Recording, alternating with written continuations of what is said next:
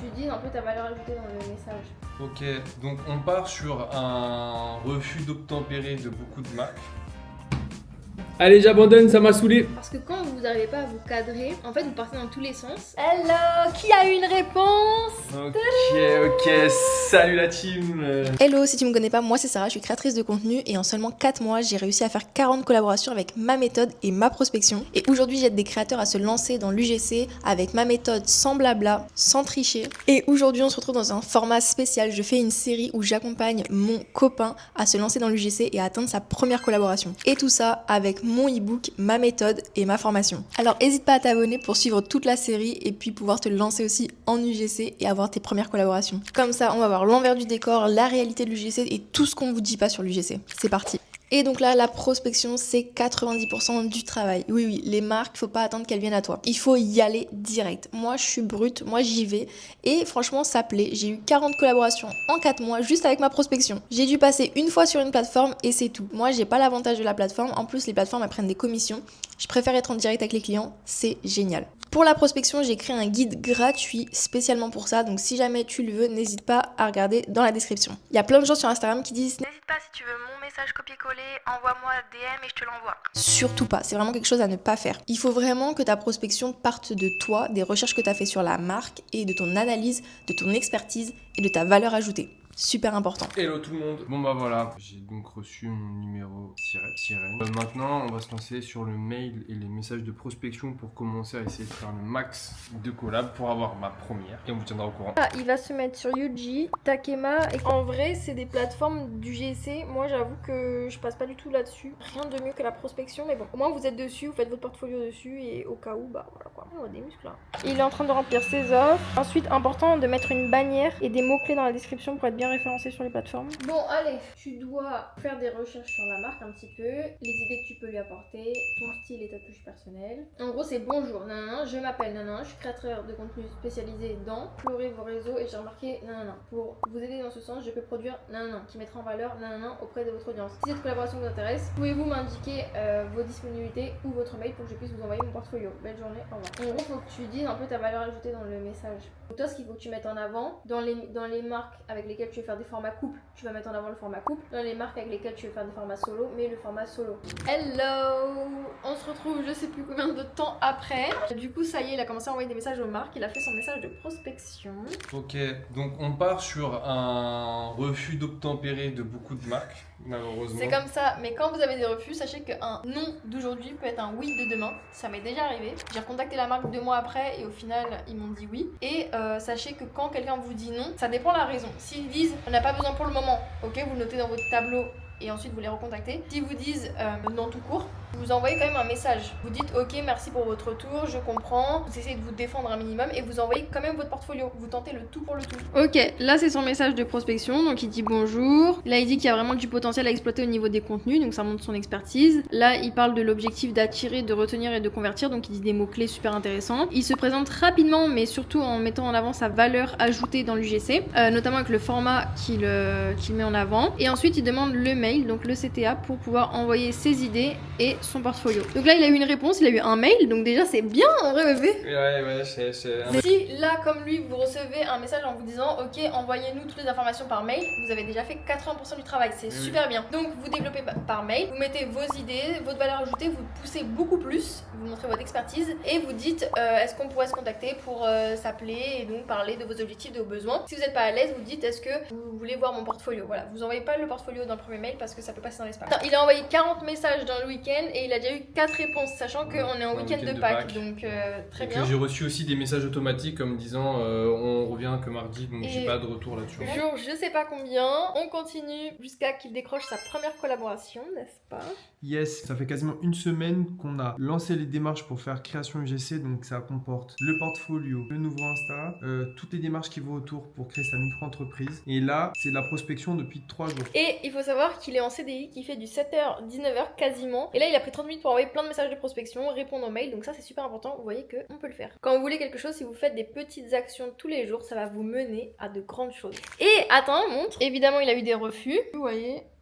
Mais c'est ok d'avoir des refus. Justement, c'est bon signe, ça veut dire quand même que les gens vous répondent, donc c'est cool, déjà il a eu un mail. Il y a un truc qui est intéressant à faire sur LinkedIn. Vous allez dans recherche, dans la barre de recherche, et vous mettez une marque et marketing, par exemple, responsable marketing, et là vous allez trouver plein de gens que vous pouvez contacter. Voilà, sinon sur Instagram, le message de prospection, il a changé, il a fait des variantes, il teste plusieurs messages de prospection, ça c'est bien aussi pour voir ce qui fonctionne. Là où on vous répond, là où on vous dit oui, là où on vous dit non. Comme ça vous pouvez mesurer un petit peu, et ça c'est important.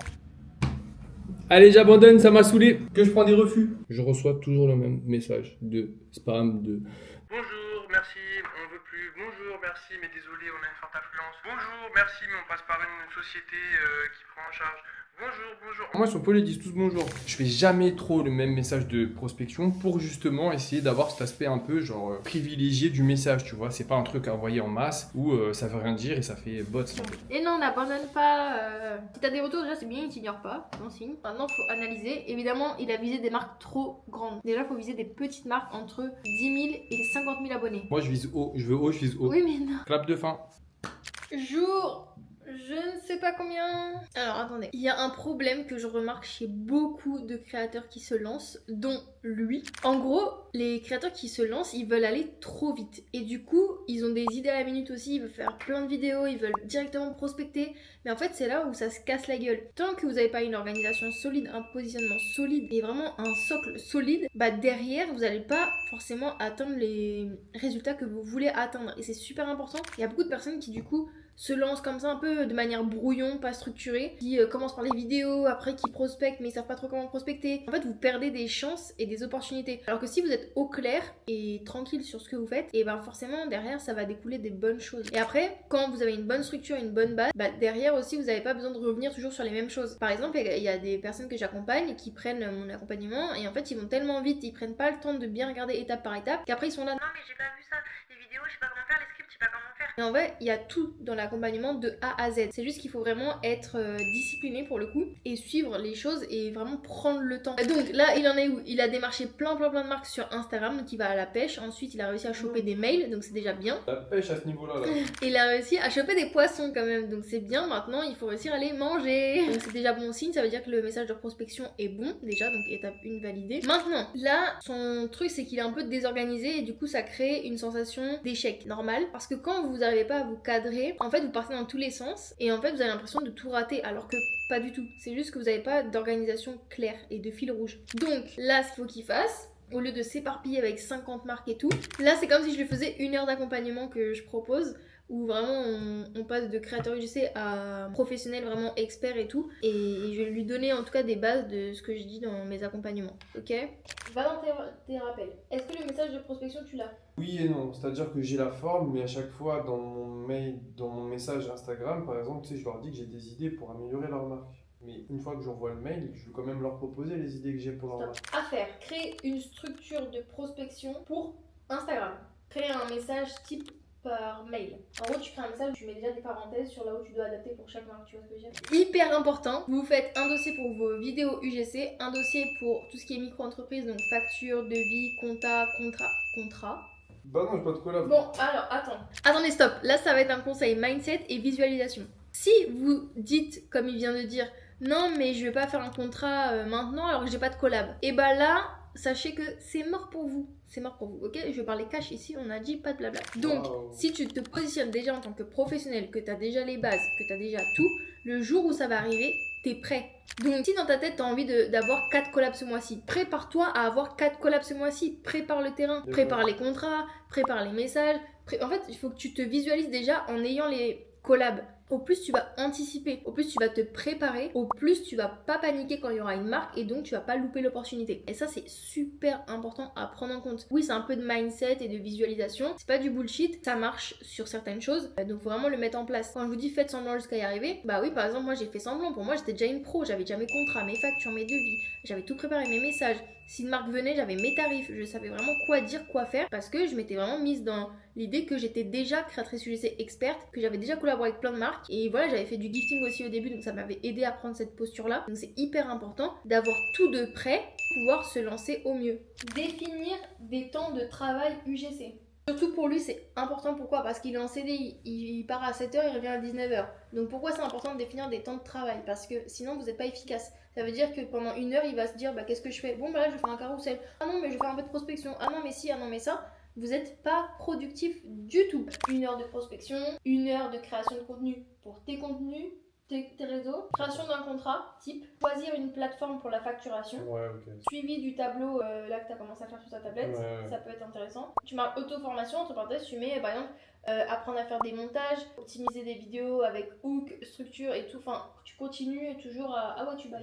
Je t'écoute, C'est j'écris. une blague. Faut toujours se former et s'auto-former. Moi encore, j'ai des collabs et qui est dans le JC depuis longtemps. Des fois, je prends des produits que j'ai chez moi et je refais des vidéos et je refais des montages pour pas perdre la main. C'est hyper important. J'ai trouvé un exercice qui est vraiment sympa à faire quand tu te lances dans l'UGC pour trouver ta personnalité un petit peu UGC, ton positionnement et avoir un fil rouge. Le fil rouge, c'est hyper important. J'en parle dans mes accompagnements d'ailleurs. Donc, si vous voulez, n'hésitez pas. Faire l'exercice de personnalité. Et en gros, ça va t'aider à savoir qui tu es dans l'UGC, tu vois. Et je pense que ça peut être bien dans ton cas. Et ensuite, dernier truc à faire, une liste de marques à contacter que tu veux. Au lieu de faire au pif comme ça, c'est bien aussi d'avoir une liste de marques que tu le fais et c'est pas dit que tu vas leur envoyer un message direct, mais au moins tu sais. Quoi, tu sais par exemple le jardinage, par exemple meubles, par exemple ça. Tu as 5 de chaque thème.